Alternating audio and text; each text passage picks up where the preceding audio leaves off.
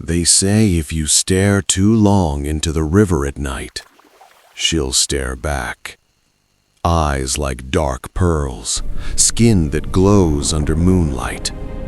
Half woman, half serpent.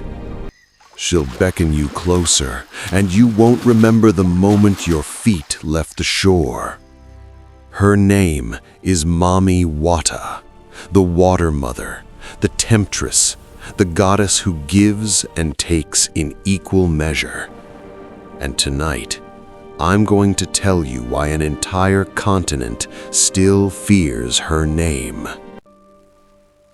Mami Wata is one of Africa's oldest and most feared spirits, a name whispered from the Niger Delta to the Congo basin, across Ghana, Cameroon, Nigeria, and beyond. Her story flows through centuries, older than any living memory. In the ancient markets by the sea, sailors told of a woman who rose from the waves to watch them. She never spoke. She never moved. She simply stood on the water, impossibly beautiful, and then was gone. Those who saw her never returned to the sea. As generations passed, her legend grew.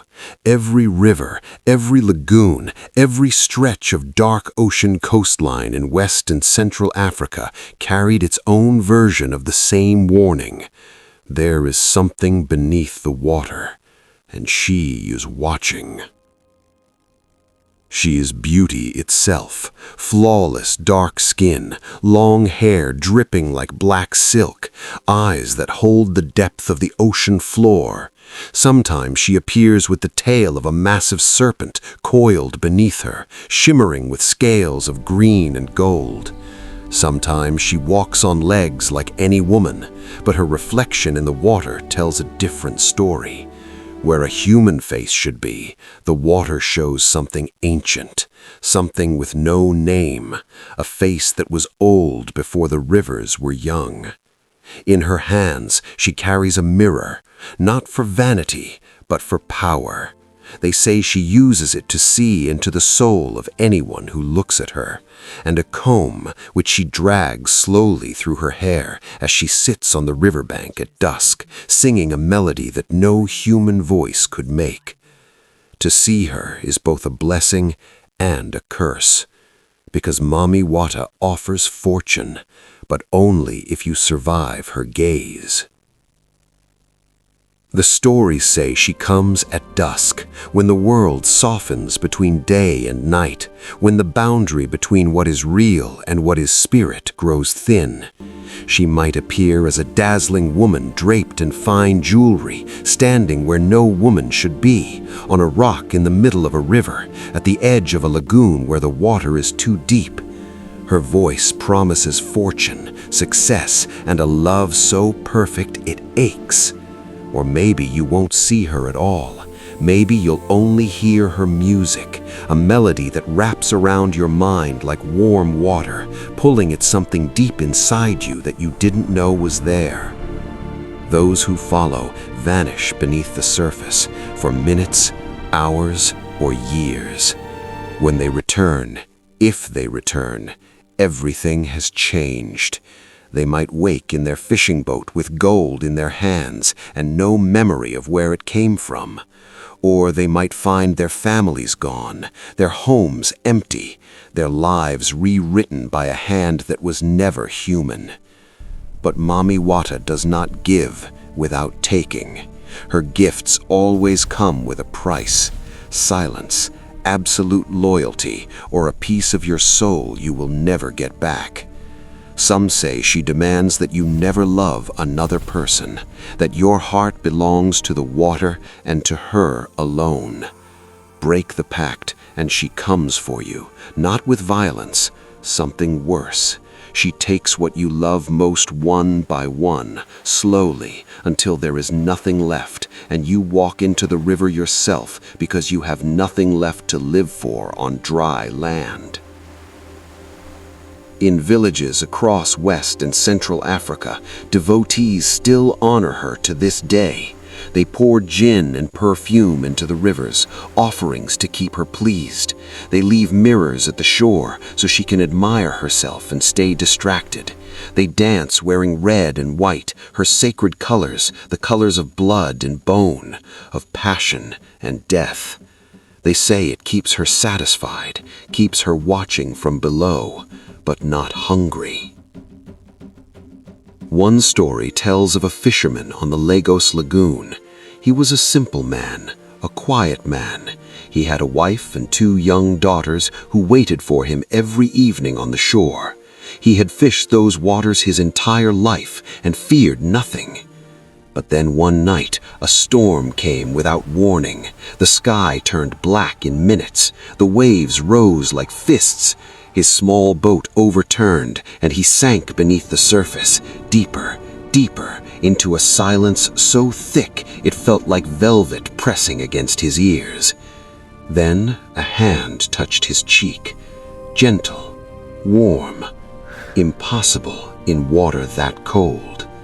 He opened his eyes, and there she was. Golden eyes that glowed in the black water, skin that shimmered like oil on the surface, and where her legs should be, a serpent's body coiled endlessly into the dark below. She spoke, not with her mouth, but inside his mind, a voice like water rushing over smooth stones. "Do not be afraid. I will keep you safe, if you stay mine." When they found him 3 days later, drifting near shore, he was breathing, unharmed, smiling. He never fished again after that night, but he grew wealthy. A new house, fine clothes, money that seemed to come from nowhere. His wife asked questions. He never answered. His daughters reached for him. He pulled away. The man who came back from the water looked the same, but the people in his village said his eyes had changed. Something behind them was different. Something was missing. Some nights, witnesses say they still see him at the water's edge, standing perfectly still, whispering to someone no one else can see. And if you get close enough, you can hear a second voice whispering back. Mami Wata is not a relic of the past. She is alive in the present. Across West and Central Africa today, shrines line the riverbanks, decorated with mirrors, white cloth, and serpent carvings.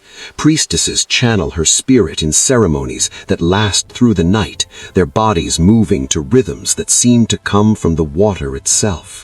Healers call on Mami Wata to cure the sick.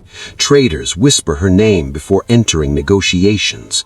Artists paint her face over and over again, as if her image has taken root inside their hands. Her power lives in the space between devotion and fear. The people who worship her do not pretend she is safe. They know exactly what she is.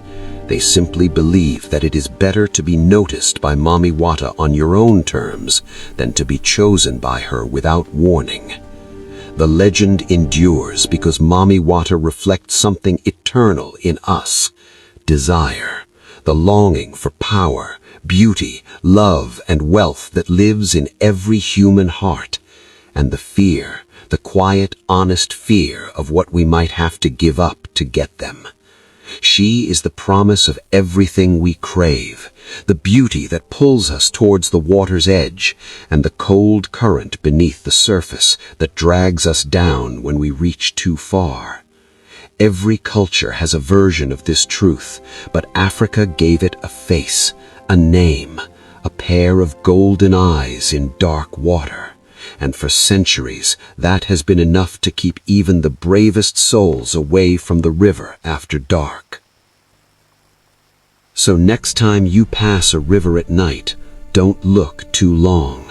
Don't listen if the water whispers your name, because she remembers every gaze, every offering, every promise made and broken. And once Mami Wata notices you, she never forgets. Thank you for watching. If you like this story, subscribe for more.